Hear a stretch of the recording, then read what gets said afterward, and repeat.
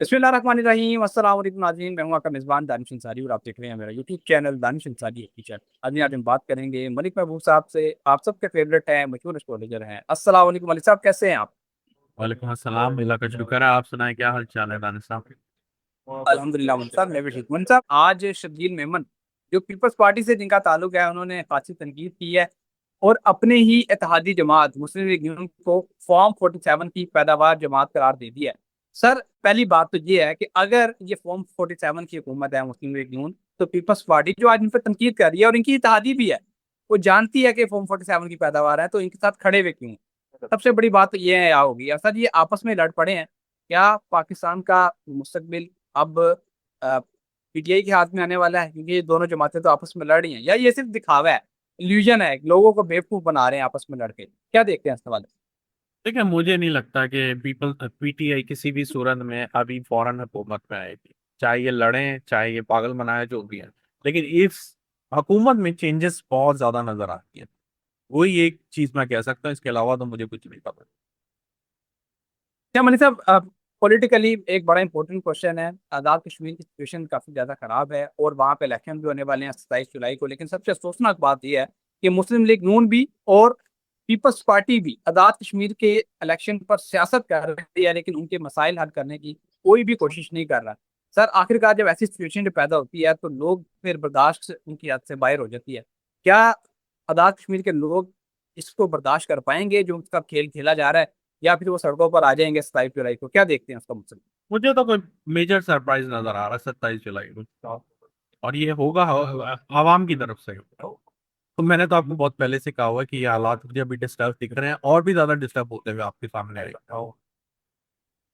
Okay money साहब, अच्छा money साहब, लास्ट टू क्वेश्चन यार इकट्ठे पूछ लेता हूँ आपसे। पेट्रोल की प्राइसेस में गुज़श्ता 3 दिनों से मुसलसल इजाफा हो रहा है पाकिस्तान में, और आपने ये प्रिडिक्शन पहले ही कर दी थी कि अगर बाबुल मंदब और स्ट्रेट ऑफ हॉर्मोज दोनों बंद हो जाती हैं तो पाकिस्तान समेत पूरी दुनिया के लिए बहुत ज्यादा परेशानियां खड़ी हो सकती हैं, और आपने एस्ट्रोलॉजिकली भी कई चीजें बताई थी इस हवाले से। और सर, अनफॉर्चुनेटली ये दोनों रास्ते ही बंद हो गए हैं। बाबुल मंदब भी बंद हो चुका है, स्ट्रेट ऑफ हॉर्मोज भी बंद हो चुका है, और पाकिस्तान ने नए रास्तों से तेल लेने के लिए, एक्सेस पाने के लिए कोशिश शुरू कर दी है। और आज के रोज भी 7 रुपए पेट्रोल की कीमत में बढ़ा दिए गए हैं, डीजल की कीमत भी बढ़ चुकी है। सर, महंगाई का ऐसा लगता है कि कोई तूफान आने वाला है और लोग इस तूफान को बर्दाश्त नहीं कर पाएंगे। क्या देखते हैं, क्या लोग बाकी बर्दाश्त नहीं कर पाएंगे? क्या पाकिस्तान में भी प्रोटेस्ट होने वाले हैं इसके खिलाफ?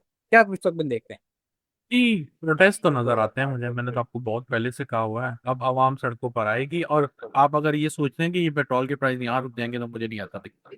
मुझे ये ज्यादा ऊपर जाते हुए दिख रहा है। तो अब तो वैसे भी टाइम अगस्त का आ गया, और मैंने यही टाइम लिमिट दिया था कि आने वाले दिनों में इसके बाद जो है, मतलब जुलाई अगस्त के बाद हुकूमत के लिए बड़ा मुश्किल टाइम खबर इंडिया से आई है, वह है। यह है कि वहां पर स्टूडेंट प्रोटेस्ट कर रहे हैं, और वो प्रोटेस्ट इतना शिद्दत अख्तियार कर गया है कि मोदी हुकूमत को खतरा पैदा हो गया है कि उनके पास सिर्फ चंद दिन बाकी रह गए हैं। सर, इंटरेस्टिंग बात यह है कि 2022 से सिलसिला शुरू हुआ था। श्रीलंका में हुकूमत का तख्ता पलटा गया, फिर नेपाल में हुकूमत का तख्ता नौजवानों ने, यानी कि जेन जी ने, जनरेशन जी ने पलटा। फिर उसके बाद बांग्लादेश में यही जनरेशन जी सामने आई, यही स्टूडेंट सामने आए, और इन्होंने हुकूमत का तख्ता पलट दिया। सर, पाकिस्तान में भी प्रोटेस्ट देखे गए, लेकिन पाकिस्तान में ये प्रोटेस्ट पूरी तरह नाकाम हो गए, और अब इंडिया में शिद्दत प्यार कर रहे हैं ये प्रोटेस्ट। और कई इंटरनेशनल जर्नलिस्ट और इवन के इंडिया के जर्नलिस्ट और इंडिया के एजुकेशनिस्ट खासतौर पे, वो ये कह रहे हैं कि यहाँ भी मोदी हुकूमत बहुत खतरे में है, और नरेंद्र मोदी के हवाले से कहा जा रहा है कि उनकी हुकूमत बहुत खतरे में है और वो चंद दिनों के मेहमान रह गए हैं। लेकिन बड़े साहब, आप इस वाले से क्या देख रहे हैं? यकीनन आपने ये प्रेडिक्शन की थी पिछले साल, आपने बताया था कि इंडिया के लिए और नरेंद्र मोदी के लिए कुछ दिशाएं चेंज हुई हैं और इनके लिए डिफिकल्टीज आ सकती हैं, लेकिन ये डिफिकल्टीज किस हद तक है? आप क्या देख रहे हैं? क्या वाकई नरेंद्र मोदी की हुकूमत खत्म होने वाली है? देखिए, मेरे ख्याल से ये उनका लास्ट टेन्योर है एनीवेज। मोदी का ये टेन्योर लास्ट होगा, पहली बात। दूसरी बात ये है कि ये अगर आप हवाओं का रुख देखें तो अनकरीब पाकिस्तान की तरफ भी ऐसे हालात बनने वाले हैं। अनकरीब बोल रहा हूँ, तो मेरे लिए सरप्राइजिंग बात नहीं है। इंडिया में लोग बाहर हैं, पाकिस्तान में भी जरूर आएंगे, नजर ऐसे ही आता है। और जहां तक इंडिया की दशा की बात है, वो मुझे अच्छी तरह से याद है। 7 सितंबर को 2025 को इनकी मार्च की दशा लगी थी, जिसमें मैंने कहा था कि ये इनके लिए दशा बहुत डिफिकल्ट होने वाली है। जबकि वहां के लोग जो बैठे थे, जो एस्ट्रोलॉजर हैं, वो ये बोलते थे कि पाकिस्तान के खुदा ना खास्ता टुकड़े हो जाएं क्या। तो एक होती है एस्ट्रोलॉजी, एक होती है आपकी पर्सनल फीलिंग। मुझे तो ऐसे ही लगता है कि जितने भी वहां से आज तक लोगों ने बात की है या इंफॉर्मेशन शेयर की है, उनके जहन में एक ही कि पाकिस्तान के टुकड़े हो, जो कि मुझे नजर नहीं आता। इंडिया के जो हालात है ये मजीद अग्रेसिव होंगे, क्योंकि वहां पे कुदरती आफात भी बहुत ज्यादा आने वाली है। तो हालात अभी डिफिकल्टी की तरफ जा रहे हैं, और मोदी के लिए ये टाइम, ये साल का टाइम बहुत डिफिकल्ट है। सेम गोज टू जो यहाँ के हमारे हैं ट्रम्प, उनके लिए भी जाता है। मलिक साहब, क्योंकि पाकिस्तानी स्टूडेंट्स सपोर्ट कर रहे हैं इंडियन स्टूडेंट्स को, क्योंकि स्टूडेंट वहाँ प्रोटेस्ट कर रहे हैं, उनका एक इशू चल रहा है वहाँ पर। सर, मैं पाकिस्तानी स्टूडेंट्स के ब्याह पे आपसे ये सवाल करना चाहता हूँ। कहा जाता है, और कुरान पाक में एक आयत दिया है कि हर मुश्किल के बाद आसानी है और हर मुश्किल के साथ आसानी है। आप क्या देख रहे हैं कि ये जो मुश्किल आई है इंडियन स्टूडेंट्स पे, क्या इसके साथ कोई आसानी आने वाली है इनके लिए, या कोई मुश्किल आने वाली है? आसानी तो ज़ाहिर है एट द एंड आएगी, क्या इससे बड़ी कोई मुश्किल आने वाली है आइंदा आने वाले दिनों में? क्योंकि अब आज के दिन, यानी कि आज 22 जुलाई है, आज के दिन और गुज़श्ता रोज इन प्रोटेस्ट जो प्रोटेस्ट कर रहे हैं नौजवान, इन्होंने तशद्दुद भी किया है इंडिया के रेंजर्स पे और इंडिया की पुलिस पे। उसका जवाब तो जाहिर है इंडिया की हुकूमत कोई ना कुछ उन्हें देगी। तो आप क्या देख रहे हैं, क्या इंडिया के जो नौजवान हैं उन पर कोई खून खराबा खुदा ना खास्ता या कुछ तशद्दुद भी होने वाला है? मुझे ऐसा लगता है कि बहुत कुछ होने वाला है।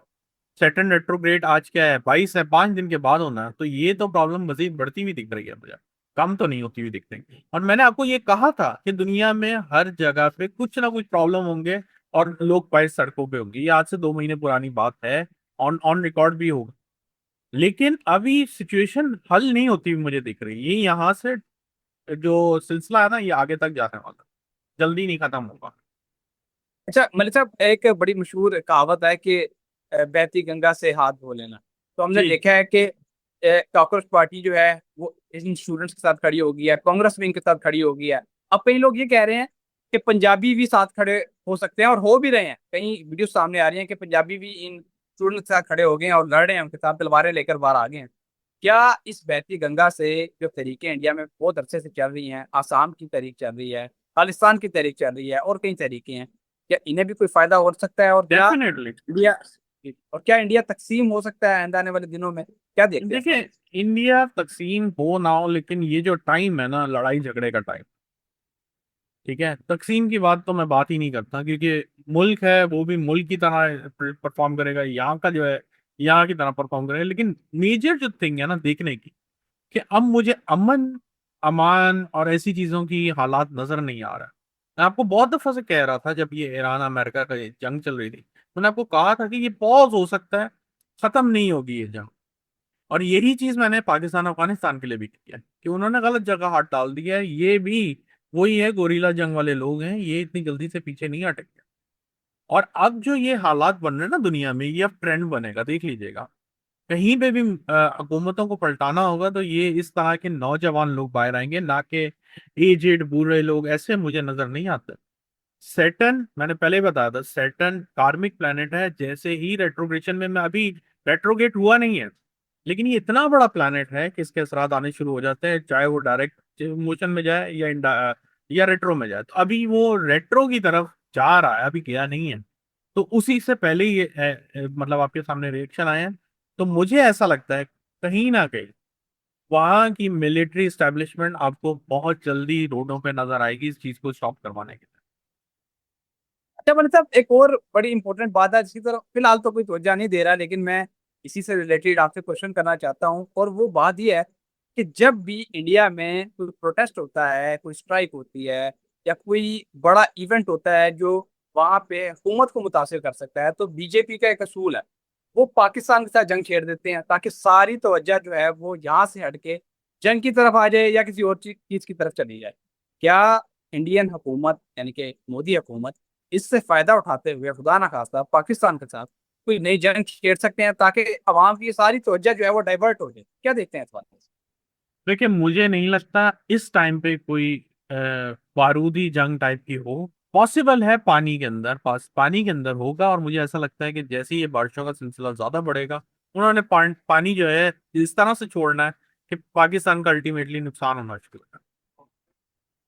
मलिक साहब, अभी आपने पानी का जिक्र किया तो पानी से मुतालिक आपको नेक्स्ट खबर मैं बता देता हूँ। मकबूजा कश्मीर में बहुत तशवीशनाक सूरत हाल है। शदीद बारिशों की वजह से वहाँ पर सैलाब आ चुका है, लेकिन उन्होंने इसका हल ये तलाश किया है कि सारे पानी का रुख जो है पाकिस्तान की तरफ मोड़ दिया है, और आज ही के रोज अलर्ट जारी किया गया है सियालकोट में और वजीराबाद में। रुकाया जा रहा है कि बहुत बड़ी तादाद में आबादी जो है, पॉपुलेशन जो है वो खतरे में है और नुकसान हो सकता है सैलाब से, और सैलाब का खदशा जाहिर किया गया है।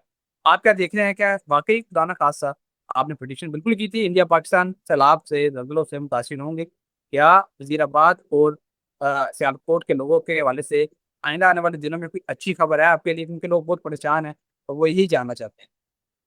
मेरे नहीं ख्याल है, मुझे नहीं लगता। मैं आपको तकरीबन 1 साल से वार्निंग देता आ रहा हूँ कि ये जब टाइम होगा, हुकूमत कुछ भी नहीं कर सकती, इसका कोई बैकअप प्लान नहीं है। आप अपनी मदद आपके तहत अपनी चीज़ों को समेटें, या उस जगह पे कोई बॉर्डर्स वगैरह वॉट एवर जो भी आप लगा सकते हैं, जिससे एक तरह से पानी आपके घरों में दाखिल ना हो, जो कि अभी मुझे बड़ा मुश्किल लग रहा है कि अभी अगर कोई करना भी जाएगा तो ये बहुत मुश्किल होगा। तो प्रॉब्लम है, प्रॉब्लम अभी शुरू हुई है। देखें, ये 5-7 दिन ही गुजरे सन को ट्रांजिट हुए पे जुपिटर के साथ, और मैंने आपको 15 जुलाई से 15 अगस्त का टाइम सबसे ज्यादा क्रिटिकल दिया है, क्योंकि ये बहुत ज्यादा क्रिटिकल टाइम है। इसमें बहुत सारे प्लैनेट इन्वॉल्व हो रहे हैं, मोस्टली सन है, सैटर्न है, जुपिटर है। तो ये चीजें जो है ना बहुत डिस्टर्ब करती हुई आपको अभी दिखाई दी जाएंगी। अभी तो कुछ भी नहीं शुरू हुआ।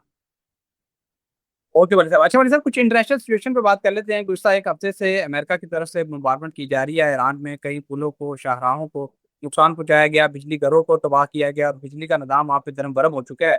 डोनाल्ड ट्रंप ने आज ऐलान किया है, उन्होंने कहा है कि हम सेकंड फेज जो है बम्बारमेंट का वो शुरू करने लगे हैं ईरान पे, और उन्होंने खास तौर पे इस बात पे जोर दिया है कि हम जो एटमी प्लांट हैं ईरान के, उन तमाम एटमी प्लांट्स को निशाना बनाने लगे हैं और सबको तबाह कर देंगे, चाहे उनसे बिजली ही क्यों ना बनाई जा रही हो। हम एटमी प्लांट जितने हैं, एटमी टेक्नोलॉजी जितनी है ईरान से, उसका सफाया कर देंगे। सर जाहिर है जब इस तरह के कोई हमले किए जाएंगे उससे ताबकारी भी होगी और बड़े पैमाने पर नुकसान भी होगा। क्या ईरान और अमरीका क्या वाकई आइंदा चंद दिनों में बड़ी जंग की तरफ जा रहे हैं? क्योंकि डोनाल्ड ट्रंप की तरफ से तो आज ऐलान कर दिया गया सेकंड फेज पे।